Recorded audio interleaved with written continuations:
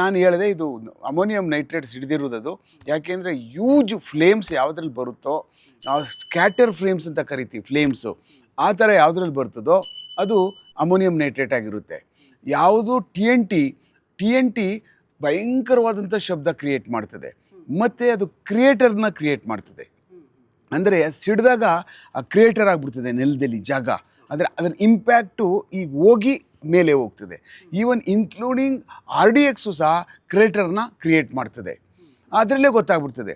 ಅದನ್ನು ಕ್ರಿಯೇಟ್ಗೆ ಗೊತ್ತಾಗಬಾರ್ದು, ಕೆಮಿಕಲ್ ಕಾಂಪೋಸಿಷನ್ನು ಬರ್ತಕ್ಕಂಥವ್ರು ಗೊತ್ತಾಗಬಾರ್ದು ಅಂತ ಏನು ಮಾಡ್ತಾರೆ ಅವರು ಎಲ್ಲಾದರೂ ಥರ ಯೂಸ್ ಮಾಡಿದಾಗ ಕೆಳಗಡೆ ಸಿಕ್ಕಾಬಟ್ಟೆ ಹಾರ್ಡ್ ಆ್ಯಂಡ್ ಕಬ್ಬಿಣದ ಪ್ಲೇಟ್ನ ಬಳಸ್ತಾರೆ. ಅದು ಯಾಕೆಂದರೆ ಅದು ಹಾಗೇ ಹೋಗ್ಬೇಕದು. ಅದೇನಾದರೂ ಕೆಳಗಡೆಗೆ ಹೋದರೆ ಅದು 50% ಕೆಳಗಡೆ ಹೋಗ್ತದೆ ಅದರ ಫೋರ್ಸು. ಅಂದ್ರೆ ಫೋರ್ಸ್ ಕಡಿಮೆ ಆಗುತ್ತೆ. ಫೋರ್ಸು ಹೌದೌದು ಕಮ್ಮಿ ಆಗಿಬಿಡುತ್ತೆ. ಅವ್ರಿಗೆ ಯಾವಾಗ ಫೋರ್ಸ್ ಹಿಂಗೆ ಮೇಲಕ್ಕೆ ಹಿಂಗೆ ಬರ್ತಾ ಇದ್ದಾಗಲೇ ಸ್ಪ್ರೆಡ್ ಆಗಿಬಿಡುತ್ತೆ. ಅದು ಸ್ಪ್ರೆಡ್ ಆದ ತಕ್ಷಣ ಏನಾಗುತ್ತೆ, ಅಮೋನಿಯಂ ನೈಟ್ರೇಟ್ ಏನು ಮಾಡುತ್ತೆ, ಸುಟ್ಬಿಡುತ್ತೆ ಇರ್ತಕ್ಕಂಥವ್ರನ್ನ ಅಕ್ಕಪಕ್ಕ ಎಲ್ಲ ಜನಗಳನ್ನ.